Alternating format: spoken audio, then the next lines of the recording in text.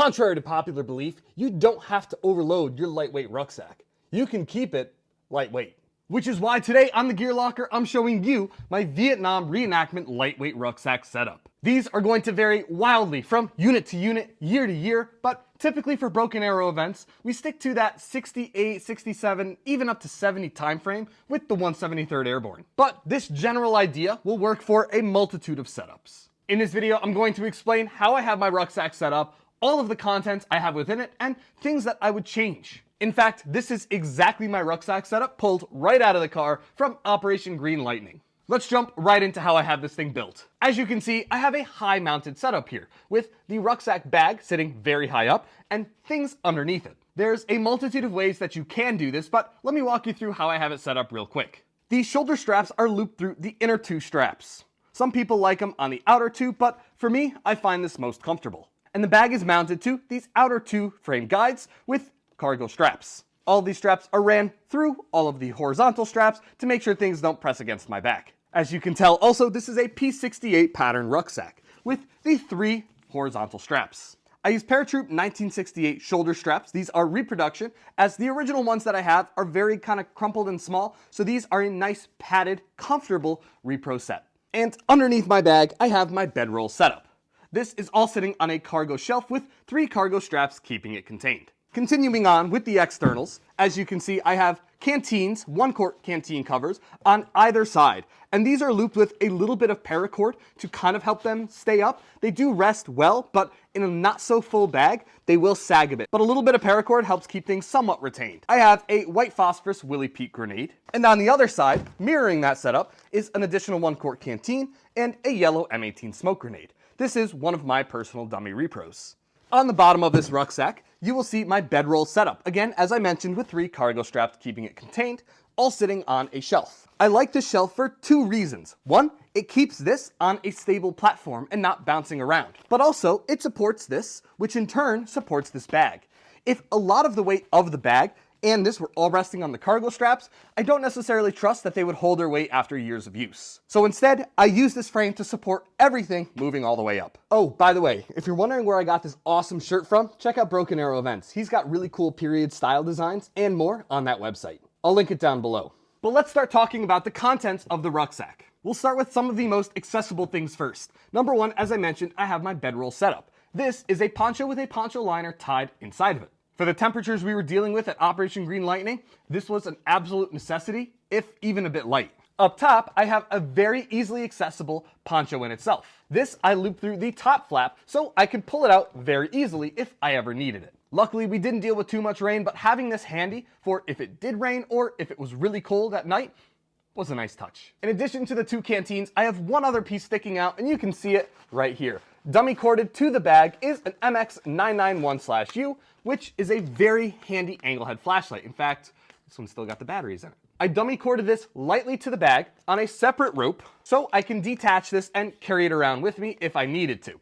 As you can see, I have a very light knot here, one that can take me 30 seconds to undo, but is going to keep it attached to the bag. I never carry this on my person. In fact, it stays in the rucksack the majority of the time. But in the odd moment I do need it, it is handy and ready to go, but still retained. And let's dive into this external pocket here. Here, I have some Advil. These jingle around, but having a little bit of cotton in here probably would have been useful. I also have a lot of Pedialyte and Moleskin. Notice all of these are wrapped in plastic bags, but this Pedialyte powder is enough to not only have enough for myself, but to pass out to other troops who need it.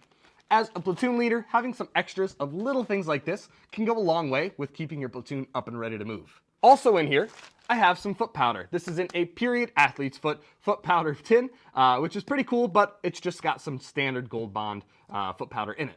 And that wraps up that one pouch. As you can tell, the theme of this pouch was care. Another piece that I probably would have had in here that I may have taken out for whatever reason is wipes. I always carry those on patrol with me. And if they're not in my main portion, which I believe I moved them to, they'd be out here.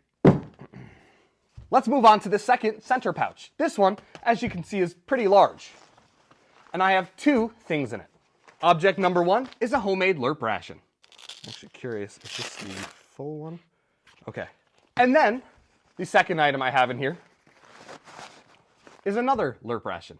This entire middle pouch is contained for food only. Throughout the event, I did stuff other little snacks in there, but to have a couple of main meals, readily available, easily accessible, but also some snacks in there was paramount. I don't like keeping them in my main center bag because that means I'd have to dig everything out to be able to eat. Having them readily available is great. But now let's jump to that last external pocket. In this one, I kept airsoft style necessities. One of them being batteries and a miniature tool set inside of here.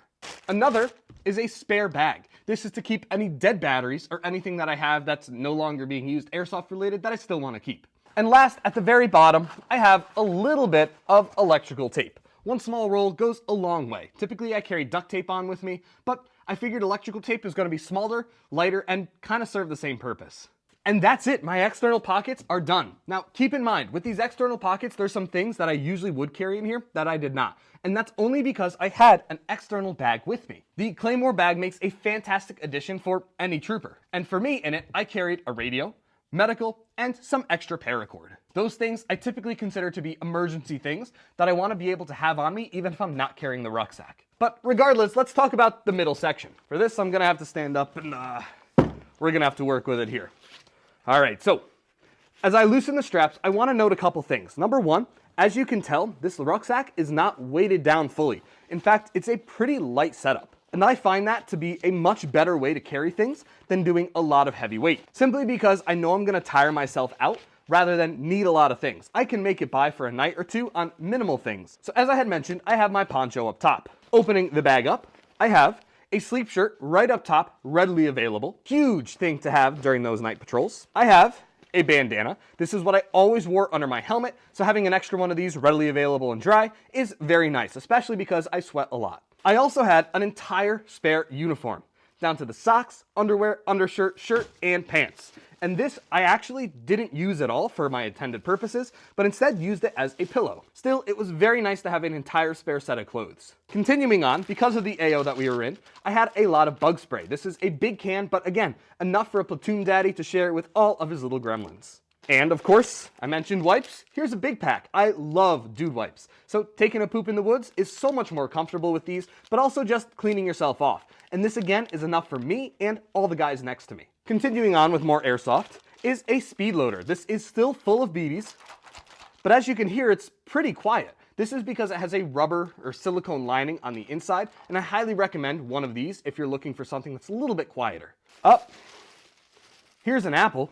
I packed this in my rucksack, and it's funny that it's still looking okay to eat. Maybe I'll snack on this later. And the biggest, heaviest part of this is going to be my 2-quart canteen with cover. Normally, I would carry this on the outside. In fact, as you can see, I still have the pouch and the strap. But this is similar to the Claymore bag ideology, where I want to have something that I can carry with me, even if it's separate from the rucksack. However, having this within the rucksack keeps more from dangling around me when I am rucking, which just keeps things a little more comfortable. This right here is an accessible piece that I can still keep in my bag, but carry it outside if needed. And that's it. The lightweight rucksack is lightweight in my case. Again, I did have other things to supplement it, of course, and on my web gear and in my pockets as well. But something like this doesn't necessarily have to kill you out in the field. Keeping it essentials only while still having enough to maintain you and your buddy's health and morale is very important. So hopefully you guys enjoyed my overview of my lightweight rucksack setup. This is the Gear Locker. Thank you so much for watching. Let me know what you have in your rucksacks, and we'll see you guys at the next Vietnam Milsim event with Broken Arrow events.